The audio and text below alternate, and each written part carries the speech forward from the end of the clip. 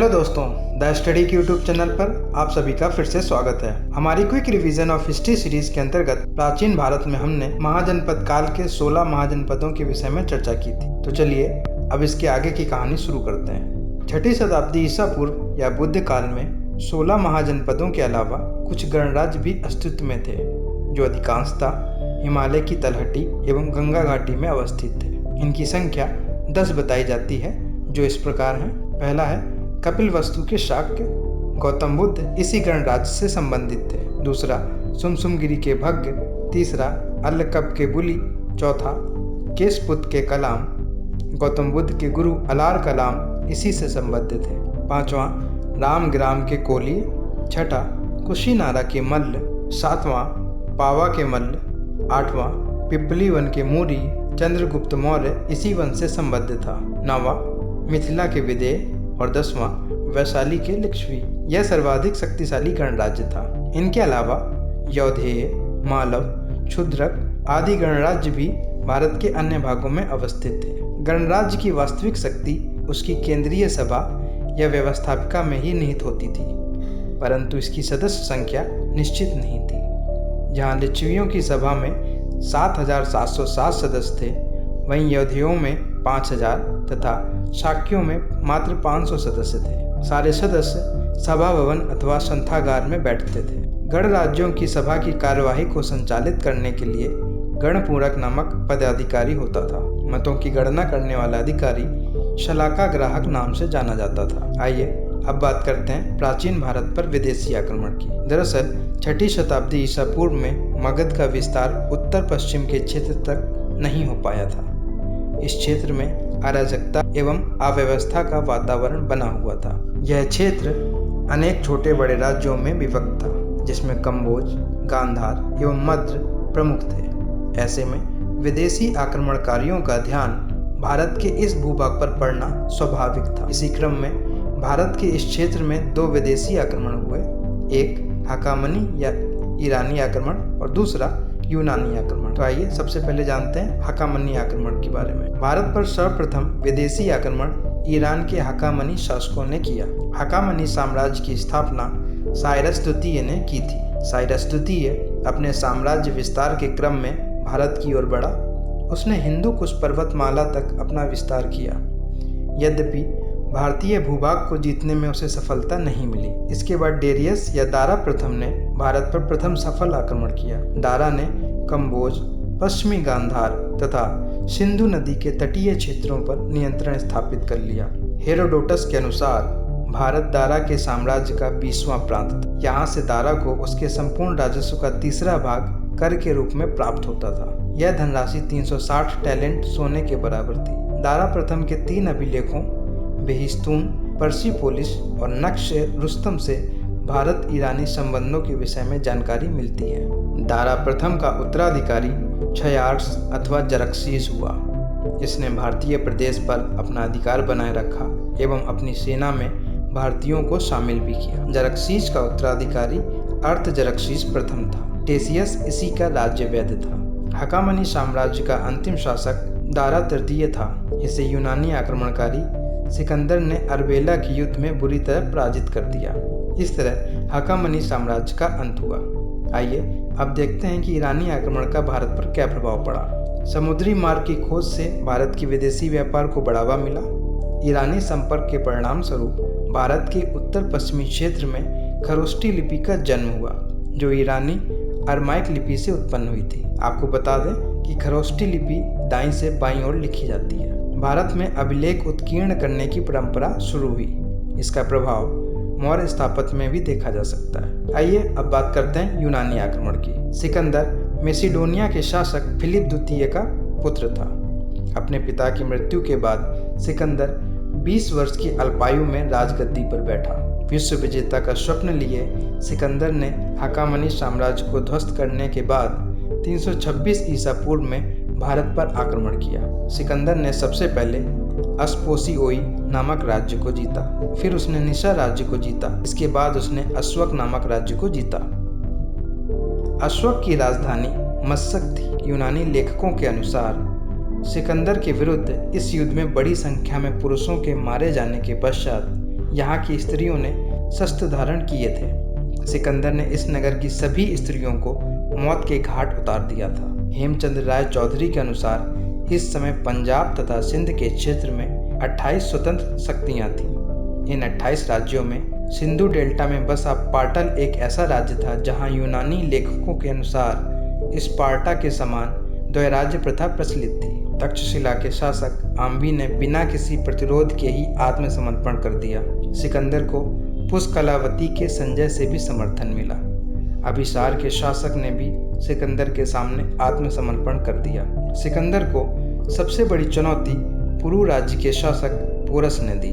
पुरु राज्य झेलम नदी के तट पर स्थित था। यद्यपि पोरस ने कड़ा मुकाबला किया, किंतु उसे हार का सामना करना पड़ा, परंतु सिकंदर ने उसे अपना मित्र बना लिया। सिकंदर ने 2 नगर बौकेफाला एवं निकाइया बसाए। पहला नगर उसने अपने घोड़े की स्मृति में तथा दूसरा नगर पोरस पर विजय की स्मृति में बसाया। पोरस पर विजय के बाद उसने ग्लकीनोई एवं संगल जैसे अन्य राज्यों को जीता। व्यास नदी से आगे उसकी सेना ने बढ़ने से इनकार कर दिया। सिकंदर वहीं से वापस लौट गया। लौटते हुए उसने कुछ राज्यों पर विजय पाई, जैसे सिवोई, अग्रसेनी, मालव, शूद्रक आदि। लौटते समय बेबीलोन में 323 ईसा पूर्व में उसकी मृत्यु हो गई। सिकंदर ने अपने विजित भारतीय भूभाग को अपने मित्र शासकों के मध्य वितरित कर दिया। सिंधु के उत्तरी तथा पश्चिमी क्षेत्र को उसने अपने सेनापति फिलिप को सौंपा। झेलम तथा व्यास नदी के मध्य का क्षेत्र पोरस को, सिंधु तथा झेलम के मध्य का क्षेत्र आम्बी को, कश्मीर का क्षेत्र अभिसार के शासक को बांट दिया। वापसी में सिकंदर ने अपनी सेना को 2 भागों में बांटकर जल तथा स्थल मार्ग से भेजा। जल मार्ग की सेना नियारकस के नेतृत्व में भेजी गई तथा स्थल मार्ग की सेना क्रेटेरस के नेतृत्व में भेजी गई। आइए अब देखते हैं कि सिकंदर के आक्रमण का भारत पर क्या प्रभाव पड़ा। यूनानी आक्रमण का प्रभाव राजनीतिक से अधिक सांस्कृतिक रहा।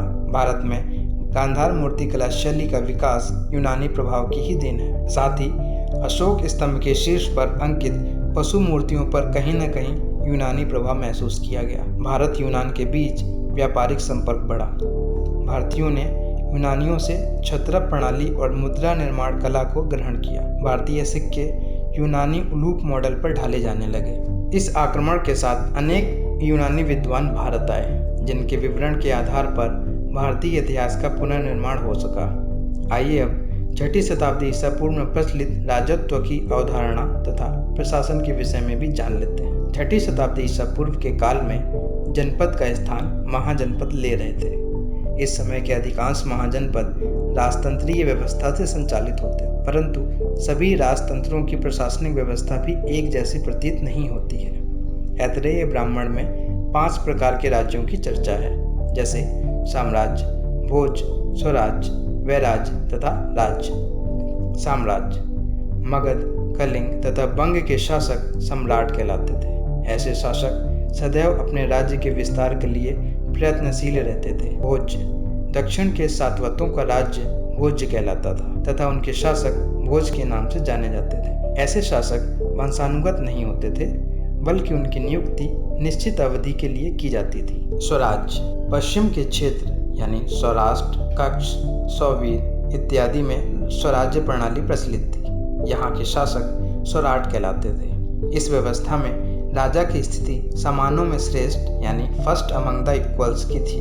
ये व्यवस्था बहुत कुछ कुलीन तंत्रीय थी, जिसमें सभी कुलीन बारी बारी से शासन में हिस्सा लेते थे। वैराज्य उत्तरी क्षेत्र में वैराज्य प्रणाली प्रचलित थी। इन राज्यों में प्रजा के चुने हुए प्रतिनिधि ही शासनभार संभालते थे। राज्य मध्य देश में राज्य व्यवस्था थी। यहाँ के शासक राजा कहलाते थे, जैसे कुरु, पांचाल, काशी, कोशल आदि। इन क्षेत्रों में परंपरागत राजतंत्रात्मक व्यवस्था थी। इस समय राज्य के अंतर्गत बहुत सारी अनार्य जातियां शामिल हो रही थीं, जिससे कर भुगतान करने वाले नए आर्थिक समूहों का निर्माण हो रहा था।